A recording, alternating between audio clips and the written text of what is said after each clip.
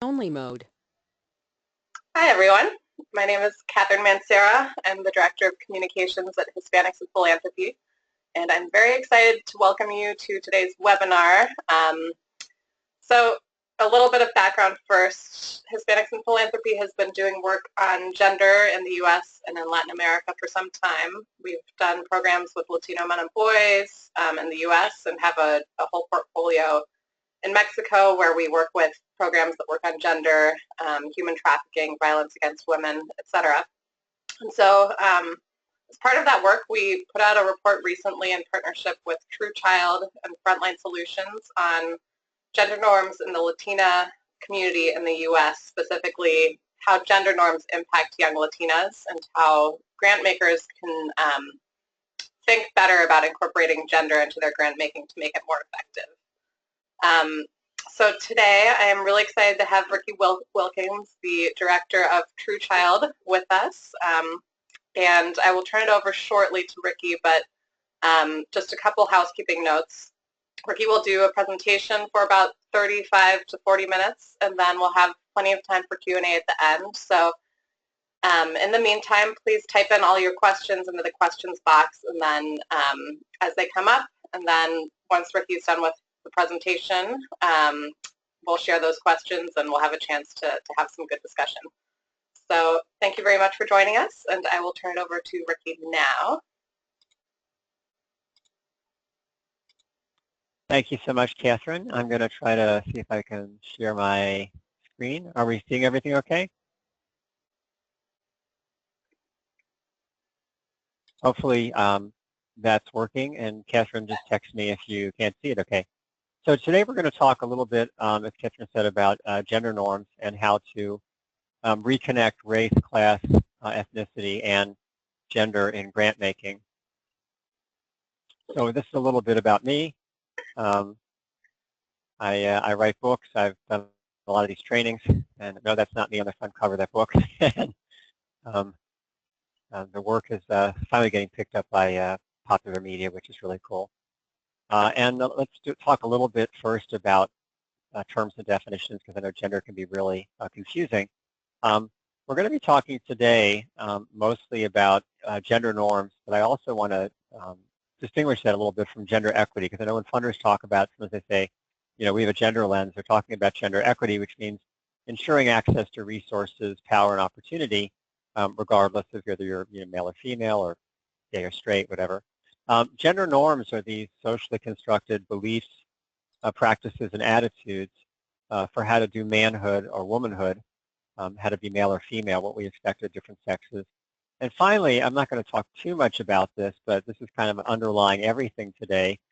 There's this kind of a mouthful, this long-term gender transformative, coined by Geeta Rao-Gupta, who you'll see looking stunning in the lower right-hand corner, wonderful woman who said, you know, programs and policies that highlight, challenge, and ultimately try to change rigid gender norms and the inequities they cause are gender transformative. So everything today we'll be talking about will be heading toward that focus. I also want to connect that right at the outset with what's called an intersectional approach. I know we're doing a lot of language right now, but I think it's important just to throw a few terms and definitions on the table to make sure we're on a common work from a common framework. So this was promoted by a lot of the critical race theorists, including Kimberly Crenshaw, you'll see her right there. And she said, you know, a lot of times in law and policy and funding, we have what's called a siloed approach, where everything goes in its own silo. There's a portfolio for race, for LGBT, sexual orientation, gender identity, for class or socioeconomic status, economic issues, another one for doing gender norms, although not so often, since that's still catching on. And these issues are dealt with separately and in isolation, but in the real world, people often have to deal with several different forms of oppression at once. And so if we want to do funding or law that really tracks how the challenges people actually face in their lived everyday experience, we need to have what's called an intersectional approach. So intersectionality and doing gender transformative work aren't the same, but they are intimately connected. And there's some really good data to show that intersectional approaches work better, especially when addressing complex, long-standing social problems. I also want to add today, doesn't usually make it onto the map of intersectionality, but particularly when you're dealing with Hispanic communities, I think thinking about not just things like race, class, gender, and so forth, but also acculturation needs to be a key part of that discussion, and that will probably come up later today. So I want to talk a little bit about just trying to disambiguate having a gender analysis from really doing gender norms work. We frequently are in front of funders who say, well, you know, we already have a strong gender analysis. And this just gives you a sense of what that looks like. They're usually talking about gender equity, which you might recall from the earlier slide means making sure that we have equal access to opportunity and resources and so forth. So this is, I'm not trying to pick on anybody here, quite the contrary. I love Grantmaking with the gender lens. I think it's a wonderful document. I actually teach it sometimes and use it. But when you do a search through the whole text for the term gender norms, you can see that it says no matches were found. So this is often what people say when they say we have a strong gender analysis. They really mean we do gender equity for women and girls, which is fine. That's a huge goal, but that's not necessarily having a full gender analysis. Sometimes they just mean women and girls and gender equity, but nothing about men and boys or LGBTQ. For instance, this is the CCRWF's California's preeminent state policy group around women and girls. They put out this wonderful document. Whoops, I should go back one. Will California's Office of Health Equity use a gender lens? Gender lens. So what they really meant was, again, gender equity. They used the phrase women's health 93 times. They used the phrase men and boys 0. LGBTQ 0. So again, a very limited reading of what it means to do gender. And then I don't want to beat a dead horse, but Funding for Inclusion, again, a wonderful document. I use it all the time. If you haven't read it, you really should. It's a really good outline for how to do some of the work around women and girls. Right up front on page 2, they mention racism, homophobia, age, ethnicity, HIV status, able-bodiedness. I mean, how more inclusive can you get? But then when you actually search, for instance, on race in the rest of the document, which goes for 36 pages, it doesn't appear. You can see no matches were found. So again, we're talking gender, but we're taking out men and boys. We're taking out gender norms. We're not doing race and class. So right now, I think there's a very limited, a very narrow understanding in a lot of U.S. funding is what it means to have a gender analysis. And hopefully today will help us expand that framework just a little bit.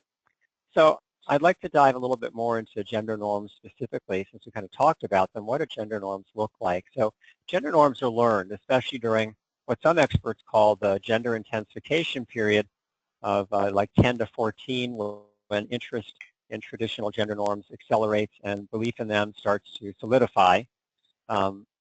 Learning how to be a masculine young boy or a feminine young girl is a primary rite of passage, perhaps the primary development task for almost every kid who enters adolescence. And yes, that is little Bow Wow kissing his guns there. This is the point where I feel like I need a rap name. He's now grown up. We're not supposed to refer to him just as the rapper Bow Wow, not little Bow Wow. But Catherine and I think we both need a rap name here.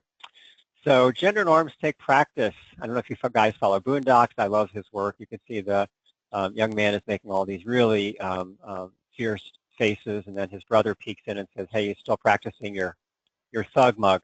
And he says, yeah, keeping it real is hard work when you're cursed with cuteness. I should say a curse that both Catherine and I wrestle with daily. Catherine probably a lot more than me. The impact of gender norms, like so many things, is also enhanced in low-income environments where codes may be especially narrow. There's stronger peer pressure, and penalties for transgressing traditional ideas for manhood or womanhood can be especially harsh. And finally, gender norms have effects. This was done by our folks at our friends at Engender Health. One of their groups, they asked young men, why do you have sex? And top 3 reasons: for fame, for pleasure, something to brag on. Gotta love it. It just terrifies me as the mother of a 10-year-old. I get terrified when I see this from my daughter. 10 reasons young women decide to have sex: for a boy to like them, to fit in, peer pressure, so the boy won't leave me. Wow. Beliefs drive behavior, and I think that's one thing I want to hopefully underscore throughout this whole presentation today. I think sometimes as change makers, we look at a problem and we immediately want to go for the problem itself. It's beliefs and attitudes behind it that actually drive the problems that we want to change. In this case, I would guess it would be like something like teen pregnancy or having unprotected sex. Again, gender norms have systemic effects as well. I think we sometimes lose track of that. So for instance, thinking about young Latinas in education, there are personal effects, like for a variety of reasons, including norms about marriage and so forth. Latinas are more likely to leave their educational careers early, but they're also likely to be pushed out early by school administrators who are trying to police femininity in girls and find particularly Black and Latino girls being insufficiently embodying, middle class notions of more submissive femininity. They're also more likely by educational systems to be pushed toward low entry barrier, low paying service jobs. So there are both personal and systemic effects.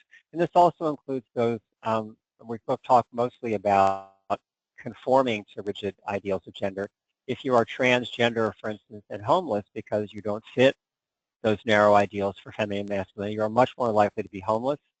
You're also much more likely to have to engage in survival sex and perhaps get arrested. Once inside foster care or juvenile justice systems, you're much more likely to be mistreated again. So there are both these personal effects from believing in gender norms, but also systemic effects because people in these systems also have beliefs about gender norms, and beliefs, again, drive behavior. Finally, I just want to say again, gender norms affect us all. I kind of tried to indicate that on the last slide. Gender norms are often thought of something that affect gay and trans people, people who are gender nonconforming, or to use the long acronym LGBTQ, lesbian, gay, bisexual, transgender questioning. But gender norms also affect those who are gender conforming. Even kids who do conform to rigid ideals for masculine and feminine face markedly lower life outcomes in a cluster of related areas. We'll talk about that in a second. In fact, you can kind of think about LGBTQ people as the canary in the mine shaft. If LGBT people are getting harassed or victimized, it usually means that that community has a pretty rigid gender culture that is also harming even the boys and girls who do conform to traditional notions of masculinity and femininity. So a little bit about the specific effects and what masculine and femininity are. So I have a picture of Joe Pleck there. Joe actually originated the field research at University of Illinois in Chicago, decided in around 1990 to see if you could quantify how strongly young people believed in notions of traditional masculinity as defined by qualities like, strength, aggression, sexual prowess, emotional toughness. And he found that you could.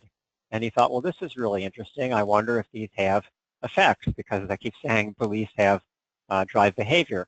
And he found that they did. And that map has been surprisingly robust. I won't give us the whole thing, but just a quick preview. Young men who believe in more strongly in traditional masculinity are more likely to believe that pregnancy validates manhood. They're more likely to have earlier and more sex. They're more likely to have risk-taking behavior across the board, not only in sex, but also with substances, cars, more car accidents, you name it. More likely to drop out of school early, and more likely to have increased contact with police and juvenile justice systems, in part because young men demonstrate masculinity by a set of behaviors like, suffering punishment silently, defying adult authority figures, risk-taking, kind of designed to get them into friction with authorities. And as I said, gender norms also have these systemic beliefs. Young men, particularly young Black and Latino men, are more likely to be victimized by school push-out policies that target them for being too boisterous, for too much defiance of authority figures, and so forth. Sometimes it's just as simple as throwing shade at a teacher. The teacher doesn't like it, and the kid gets written up and kicked out of school or suspended. And we know now definitively that happens more with Black and Hispanic kids than it does with their peers, even for similar or the same infractions. Again, if you're LGBTQ, you're much more likely to end up homeless or in the foster care system. So there are also these systemic effects when other people buy into these traditional notions for masculinity. And you can flip that on its head and think about femininity, particularly around young Latinos, we try to give a little bit of a focus on this slide. I think of the femininity as being the 3 Ds of being deferential, desirable, and dependent. But I know some people, particularly around machista codes of femininity, some researchers have added qualities like prioritizing self-sacrifice, piousness, and so forth. So regardless, young girls who buy into these codes for femininity are more likely to prioritize family health and ignore their own needs, have higher levels of depression and suicide. We covered that in a report. That was one of the big findings, that depression and suicide is much higher among young Latinas than almost any other group, and a lot of researchers think that at least part of the problem, a significant part, is this gender intensification period when girls want to explore their bodies. They want to explore boys, and they want to explore more self-expression. And that's sometimes just when the family clamps down on them and wants to control their bodies and their sexuality. And the result is depression. And of course, depression is always linked closely to suicide. So that's an important way that funders can start to intervene. Higher rates of unplanned pregnancy, and also the lowest rates of condom use of any major ethnic group. And finally, young Latinas who buy into traditional notions of femininity, like almost every other set of girls that has been studied, are more likely to grow up economically and psychologically dependent, less likely to be economically empowered. You might think that, especially among low-income Latinas who buy into these rigid notions of femininity, there will be higher rates of infant mortality, but this is one place where what they call the Latinx paradox kicks in. Latinas actually have much lower rates of infant mortality. And there's some interesting reasons, some interesting conjectures as to why this might be so. But as you look at our paper and just kind of study the field generally, there are a number of places where young Latinas continue to outperform the expectations of researchers. And it has got this name now. It's so well known as the Latinx paradox. And I think this may be one place where young Latinos and Hispanic culture generally have something to teach the rest of the field. But we're still trying to puzzle it out what exactly it is. Is it because only people who are more adaptive are ones who emigrate? I mean, they're still not sure what causes it, but it's certainly an interesting question. I think it's something we have specifically to learn from Hispanic culture. And hopefully we'll get more research on that. I've mentioned a number of different areas, kind of all related, intimate relationships, economic security, foster care, and education. Because there is this cluster of related areas impacted by rigid gender norms, some researchers have started referring to them as a gateway belief system, with the idea that rigid gender cultures or rigid belief in gender causes kind of constellation of lower life outcomes, or if you will, vulnerability at least to lower outcomes in this cluster of related areas. So I want to step back just for a minute. I know I'm covering a lot of ground here. I just want to assure you there's a really strong research base behind the story I'm trying to sell you here. If you look up, I mean, I don't know if you guys use Google Scholar at all. I use it all the time. It's this wonderful instrument. You type in almost anything, and it'll return every article that has that phrase in it. So it's a huge, huge tool, and it comes back in a few seconds. So if you can see here, I typed in masculinity and HIV prevention, and I got back 10,100 articles, and Google's bragging here. It says in 0.12 seconds. Wow. Remember this first article, Love, Sex, Power, Considering Women's Realities in HIV Prevention by Hortensia Amaro. It says there it was cited by 776. It's actually over 1,200. I just checked this morning, so just kind of keep that one in mind. That's one of our older articles.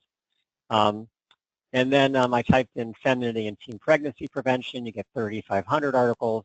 And here's when I typed in economic security and femininity. You get, what is that, almost 9,000 articles. So, you know, Google Scholar is a very rough edged weapon at best.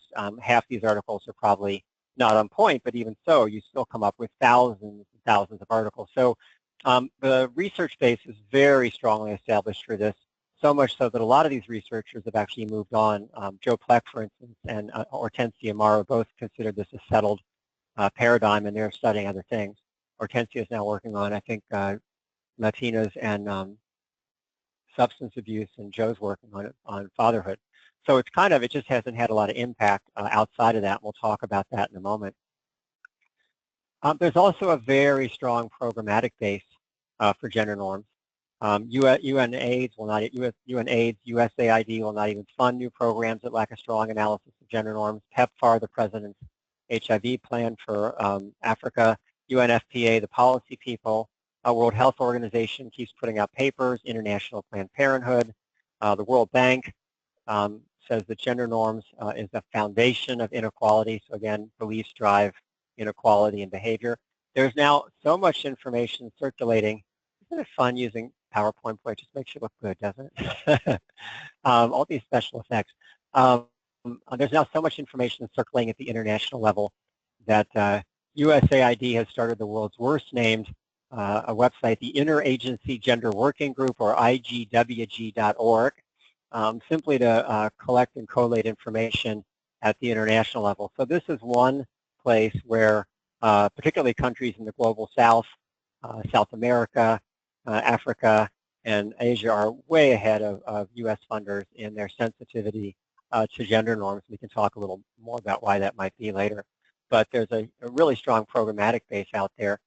In the U.S., as I said, there's Hortensia, there's historically this kind of disconnect. And I want to tell just a little story if I can, because I think stories are important.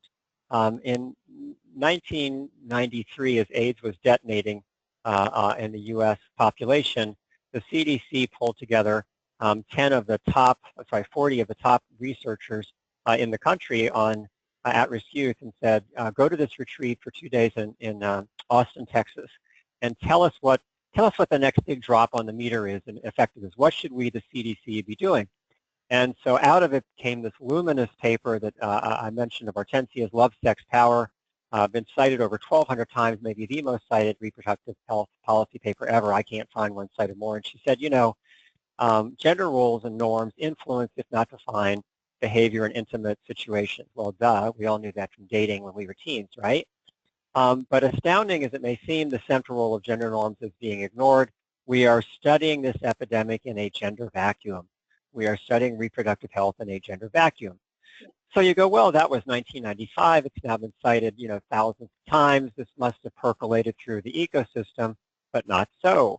If you look at emerging answers put out by the National Campaign to Prevent Teen Pregnancy, practically the Bible of teen pregnancy prevention, and you look for the terms masculinity or femininity, where do you find them? Nowhere. In fact, you don't see the word masculinity until, wait for it, footnote number 295, where it is only in the title of Joe Pleck's original article from 1993. So that, my friends, is what a research policy disconnect looks like. That is what a research policy disconnect looks like. Thousands and thousands of articles and no impact whatsoever on funding priorities or public policy. And I actually asked Douglas Kirby, who incredible expert, unfortunately we just lost, but I had a chance to ask him, you know, how can you write 200 pages on teen dating behavior and sexuality programs and not anywhere mention, you know, masculinity or femininity? And he said, we're paid to study programs, and we could not find any programs in the U.S. to evaluate. So that's a place we really need to make strides. Now, I'm kind of picking here on sexuality simply because it's the place where we have the most and the deepest experience in research, but this could also be true of economic security or education for sure. I've thought a lot about this, and I'm just going to offer this slide. It's kind of a bit of a non sequitur, but like, why are people in the Global South funders so far ahead of us? And I think, for lack of a better term, that U.S. funders often and policymakers often come from what I call an empowerment model. So their logic model for change is that we deal with individuals who have full autonomy and are rational decision makers. Therefore, we should provide them with training, funding, and programs. And that certainly makes sense. However, I don't think that matches the reality as much. I think, actually, particularly with at-risk youth, we're talking about kids who are deeply embedded in social context, particularly in low-income communities where you need these large social networks sometimes just for survival. They lack anything like full agency, and they are as likely to respond to the ideals and pressures of their peers and those around them as they are to actual data and logic. So in that case, your funding needs to be addressing things like beliefs, attitudes, and practices. And I think this is why folks in the Global South sometimes do better on this, because they are used to thinking of the tribe or the clan or the village and that social context as the unit of analysis. And because of that, they have to think about belief systems and practices among whole communities and not just little individualized units with full agency. So that's that hypothesis comes with actually no data. That's just my own belief from looking at the field, so take it for what it's worth. But I think there might be a nugget of truth buried in there somewhere. So am I saying it's all gender norms? No, I said at the beginning, I hope these are all complex intersectional problems, things like health and on education. There's no silver bullet. But if you were looking for the next big drop on the meter in program effectiveness, you would look at gender norms. The biggest thing we're not addressing, because when you teach young people to think critically about these rigid gender norms, you get better life outcomes than if you ignore them. And I'm going to repeat that quickly just because it's the point of the whole presentation. When you teach people to think critically about harmful gender norms, you get better outcomes than if you ignore them. It's just a huge driver of behavior because beliefs drive behavior. All right, I promise not to say that tagline one more time. We're done with that one. Okay, one more effective. No, isn't it? There is a bit of a growing reconnect. As Catherine said, we put out this white paper together. Very proud of that effort. We also did one 2 years ago with Women's Funding Network on economic security, and just last fall with ABFE, the Association of Black Foundation Executives, on young black men and masculinity. So I think these field thought leaders like HIP, like ABFE, like WFN are really getting on the bandwagon, which is enormously encouraging. And frankly, what they should do, showing us the way to best practice. So thank you, Catherine and HIP. And I think we're also seeing more of a reconnect around a small core of U.S. Nonprofits and funders. Certainly, Men Can Stop Rape doing amazing work around this. Futures Without Violence in California really gets this. And then there's a number of funders and policymakers, public agencies that are moving forward key initiatives in this area. Office on Women's Health, certainly, California Department of Public Health. And then I have to go back and do that little special effect again. So Women's Fund for Central Ohio, which is going to spin in just a moment. Women's Fund, we're about to drop the release. They're letting us put it out. It's just become what I think is the first U.S. funder to actually classify themselves as a gender transformative funder. So very exciting to see that happen. I've been waiting a long time. It's really cool that our friends in Central Ohio are doing that. And kind of no surprise, I think the women's funds have tended to come at this a little sooner than everybody else. And California Department of Public Health, their Office of Women's Health is actually going to start doing a series of papers with us and with this wonderful researchers in California. Cynthia Gomez and Barbara Marin, along with Hortensia Morrow, actually helped invent the field. And I think it's interesting that a lot of the people that have driven our awareness about particularly feminine norms have been Latina researchers themselves. We're going to be putting out a series of papers for the California Department of Public Health about gender norms and women's health. So very exciting to see that happen. And I just want to stop. We're right at our 30 minutes. So Catherine, I brought you in a couple minutes early. And thank you all for listening so patiently. And we covered an awful lot of ground really quickly. I just want to do a quick pitch here. We actually do a slightly longer version for funders. We actually have 2.5 years of a 4-year grant to do philanthropic trainings all over the U.S.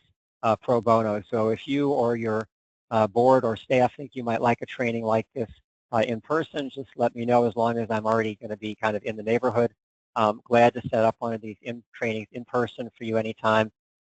And there's no cost whatsoever, ask attached. We just do that as part of our grant. And with that, Catherine, I think I'll turn it back over to you. Thank you again.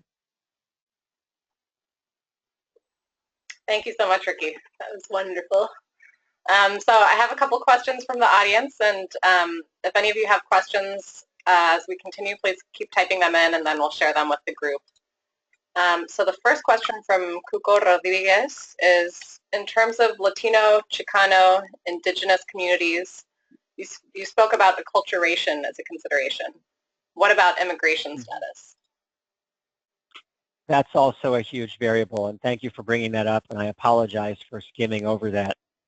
We probably should have spent more time talking about that. I think that's also another variable that needs to be part of an intersectional approach, particularly when we're talking about immigrant communities. Acculturation also, there has been a lot of work done on that, and there seems to be kind of this U-shaped curve of acculturation and vulnerability where the girls who are most vulnerable to problematic outcomes aren't those who have just arrived here and are still deeply embedded in their family systems, family of origin, and it's not the girls who are totally hooked in to popular American culture and are, downloading the newest Lady Gaga on their iPhone. It seems to be these girls like right in the middle of that curve.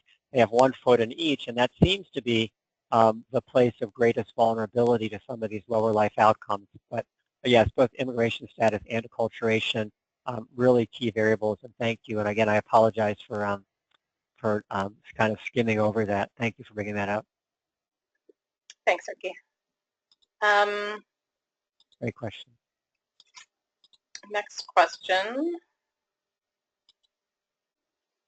So there are some questions about the sources of information on one of the slides. They didn't specify which slide, but I'm wondering if it was the slide that you had on Latina girls and gender norms.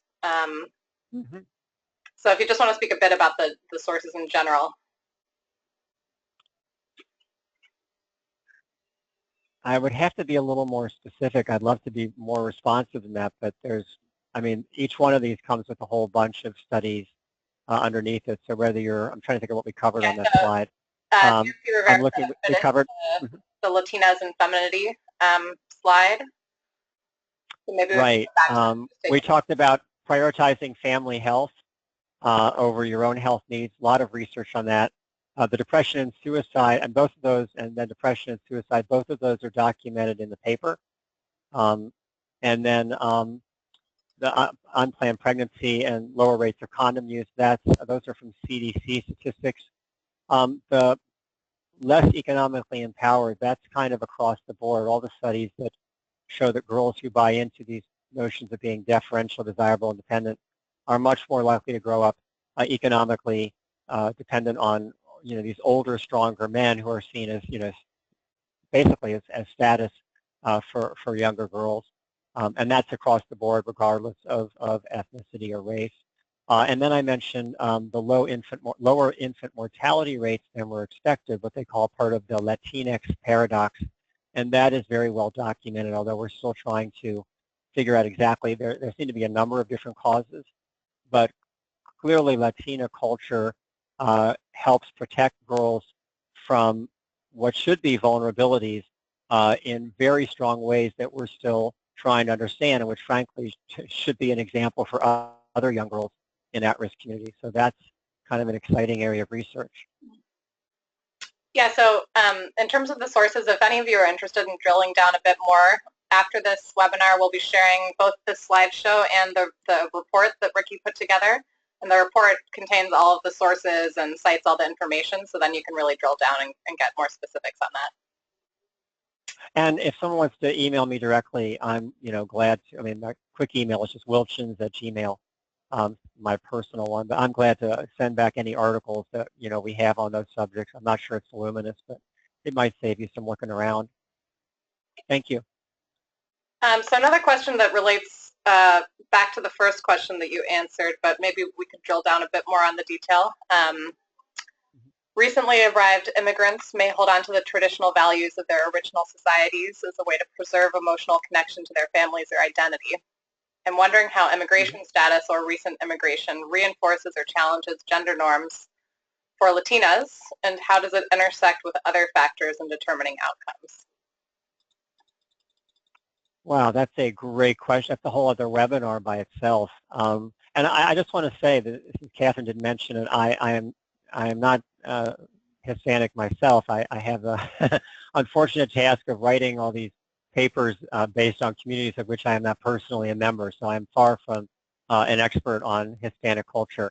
But there does seem to be evidence that young women, particularly who have just emigrated, are more closely tied into traditional Hispanic machista codes of femininity. And as they go through, again, that acculturation curve, they start to lose that and become more assimilated into American culture. And that's the tie between emigration and acculturation. immigration status itself, not having, or even if you do have proper paper, I was about to say if you don't have proper paperwork today, even if you do, the fact that there has been so much adverse publicity and institutional disfavor shown toward immigrant communities, particularly those from Mexico and South America, has also tended to make the impact of all these norms more harsh. If you were more likely, for instance, to ignore your own health needs or persistent pain that you have, you are now doubly so because you're wary of going to public health officials. You're wary of getting inoculations and so forth. So it tends to depress everything, and hopefully one can only hope to goodness that this is just a temporary and will not be continued under a future administration, but it makes all these impacts we discussed much more difficult. It also drives, again, of course, higher rates of depression if you constantly feel under siege or that you might be stopped any time for your papers. Thank you. Okay, let's see. I just want to say one of the challenges, having written a bunch of these white papers, I'm used to thinking in terms of race, class, gender, and so forth. The challenge and what made this paper especially interesting, Catherine knows this, is that in working in Hispanic communities, you also have to think about ethnicity and those traditions, and you also have to blend in this issue of immigration status and acculturation. So there's this really complex intersectional model that comes with studying Latinx communities, which I personally just learned a lot and found really fascinating. And meant the paper went through lots of, Catherine, the paper went through lots of refinement reviews because of that, trying to get it right, or at least close. Yeah, and there was one question asking from Jessica Fuentes, asking where can we find a copy of the paper. So the paper that we're referring to is the paper, if you missed the intro to the webinar, that TrueChild put out with Hispanics in Philanthropy recently about gender norms in Latina young women in the U.S. and how they impact a variety of outcomes. So we'll be sharing that paper with you all by email after the webinar. And any of the papers I mentioned are also, I'm sorry, didn't mean to interrupt you. No, go ahead. I was just going to say any other papers I mentioned, the one around women economic norms and, economic empowerment or young black men, all the papers that we've done with various groups are on the front page of our website in the carousel. You can just click on them and they download. Please feel free to use them widely. Perfect. So another question from Kuko, which is, Ricky, thank you very much for all the great information. This may be a bit beyond our focus today, but is there any research or data you've come across related to Latinas and other women of color and sexually trafficked young women, specifically immigrant young women and young women coming in or out of foster care? Yes, yes, and yes. Young women of color, more generally, are at higher risk of being trafficked. Young Native American women as well. Anytime you have disempowered communities and poverty, and especially people who are wary of going to the officials, you're much more likely to find girls who are going to be seduced into trafficking or trapped into being trafficked. Sometimes it's sex trafficking. Surprisingly, although sex trafficking I know is much more high profile, a lot of it now is labor trafficking, where people get trapped in sweatshops and other kinds of labor and farmed out. But both of them are a huge problem. And again, it often happens during this, I keep saying this U-curve of vulnerability where girls are not quite totally embedded in their family and community networks, but aren't quite totally assimilated either, and they're vulnerable to being misled and abused. And it's a huge problem. And it's a bigger problem when we scare immigrant populations so that they're afraid to go to authorities, afraid to report crimes or people who are trying to harm girls. So there's this just kind of, it's hard. You don't want to get lost into that whole discussion about the current administration, and we're a nonpartisan organization, but it makes fighting the trafficking in young women of color much, much more difficult. Mm-hmm. Okay. There's also, I'm going to say one thing, there's also one other piece to that. It's not trafficking per se, but we do find among particularly young Black and Hispanic girls who are in some way gender nonconforming or LGBTQ if they're gay or trans, they are much more likely not so much to end up trafficked, but to end up on the streets doing what's called, survival sex in order to get through, meaning, sex for shelter for the night, sex in exchange for food. And that's a huge problem, and these kids get sucked into the homelessness system, and that's a whole other set of problems. And of course, it's always much worse for girls of color than it is for their white or Caucasian counterparts. So something else we need to start focusing on is gender nonconforming Hispanic women. We didn't really have a chance to do a lot of that in the paper. It's woven in a few places in the sidebars, but there's a whole other set of research that needs to be done around that. Yeah, that's a really good point. Okay, next question from Selena Lopez. Hi, I'm a recent grad, but have been working with Latina middle schoolers through a volunteer program. Do you have certain program models or activities that you've found that engage them in critical thinking about gender norms? Or how do you think community educators / volunteers can break these beliefs that young Latinx youth have? Thank you for asking. It's a great question. There is a set of programs out there developed by a group called Promundo. Promundo is mostly internet. They're kind of what we do with international facing, or they've started doing more work in the U.S. They have a set of free programs called Program M for Mujeres. It's on the Promundo website. Promundo is just for the world, Promundo. They're out of Brazil, so make sure you get their, unless you speak Portuguese, make sure you get their English language website. We actually use a version of that. We've actually done a pilot program with the YWCA of Watsonville, California, through a grant provided by the California Endowment, and we created our own special teen pregnancy program for young high-risk Latinas. It was very successful, and we've actually been looking for ways to disseminate that and get that to other communities that are doing TPP work. But the basis, if you will, for our program, our little model curriculum was the much bigger, the complete curriculum Program M. So you should definitely take a look at that. It's downloadable for free. They're happy if people use it. And just to amplify that a little bit, Engender Health got a NIH grant to develop a model program here in the U.S. that was a little more culturally competent, and it was called Gender Matters, or Gen M. And if you look up on the Engender Health website, Engender Health is all one word, you can see a little bit about Gen M. I don't know if they've released it publicly or not. They might have. I think it's just out of its 5-year trial, but they got some really great results. That was based on Program M underneath, but it's got a whole bunch of bells and whistles and also cultural competence. Because it was done out of Austin, Texas, it was much more relevant for young Latinas. So I think, I mean, as far as I know, Gen M right now is the most culturally competent feminine norms program for Latinas that we have, or that I know of. Thank you. And so can you, there's a question, can you just remind us of the couple websites you just mentioned? So there's Promundo. Yes, Promundo. And again, they have a Portuguese website. Just look for it in American, English. And Engender Health. They spell it as all one word. Engender Health is a mostly international organization that does a little bit of work here in the U.S. Thanks to a wonderful researcher named Andrew Levac. And Gender Health, it's called Gender Matters, and they sometimes refer to it as Gen M as an abbreviation. Okay, thank you. Oh, and again,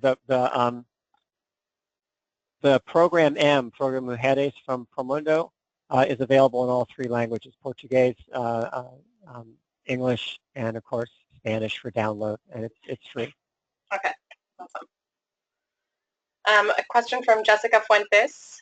Can you please expand on what role funders can play in addressing the impact of gender norms on the health, economic sustainability, educational attainment of Latinas? Okay, so that's another webinar, Kat. That's a great question. Thank you.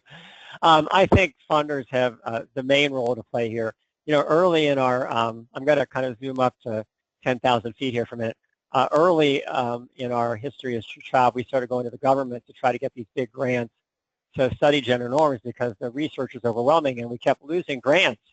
And I thought, you know, what are we doing wrong? And finally, one of the researchers that we work with who actually gets these NIH grants said, you're not doing anything wrong, they're not ready. And I said, how can they not be ready? There's, 20 years of research, thousands of studies, but they're not, the federal government's not going to lead on this issue. They don't lead on anything. They're going to wait and see what happens. You're going to have to grow a thriving ecosystem of model programs and actual NGOs on the ground in the U.S. doing this, and then you'll get the federal government or these big statewide agencies to step in. So that's kind of been our business plan for the last almost 10 years now, is to start working in partnership with grantees and their foundations to first get them up to speed on gender norms, because most grantees and funders still are not sure how to talk about it, so we do a lot of that. And then finally help them develop, help them adapt model curriculum that will work it into the DNA of the organization, so it's in their programs and their websites and the actual exercises they deliver to kids. We also do what are called, we call them gender audits. We go in and look at an organization's website, their mission, their RFPs, the whole thing, to make sure that gender norms is pulled through their whole work. And I really believe that that work is going to be led by foundations. Public and private foundations are going to lead the way on that, just as they have on the international front. I mentioned, USAID and PEPFAR and all the wonderful institutional donors on the international stage that have been doing this work, but a lot of that work was originally funded and led by foundations. It was the Oak Foundation, it was Ford, it was this handful of international funders who really put gender norms on the map. So hopefully with help by thought-leading organizations like Hispanics and Philanthropy, I think the private and public foundations are going to work the same magic here. I think we're going to look back in 10 years and see this is when it finally really started to catch here in the U.S. So thank you for that question. Next question from Faith Bino. When examining the difference in funding perspectives between the U.S. and the Global South, did you account for the sociological differences of collective cultural norms than the Western Eurocentric individualistic culture? Wow, it's a great question. I'm not sure I've thought about that a lot. I think there are a lot of differences. I'm not sure I've taken a deep dive into what the differences are so deeply. I kind of try to keep wondering, why are they so far ahead of us, and what is it in the way they address these problems that has led them to be so far ahead, especially since most of the research on gender norms originated in U.S. colleges and universities. That's a great question. I think the question is probably more literate than any answer I could give at this point, so thank you for asking it. So I don't see any other questions at the moment. I'll do a last call for questions right now. Those have been some really good ones. Yeah, really good.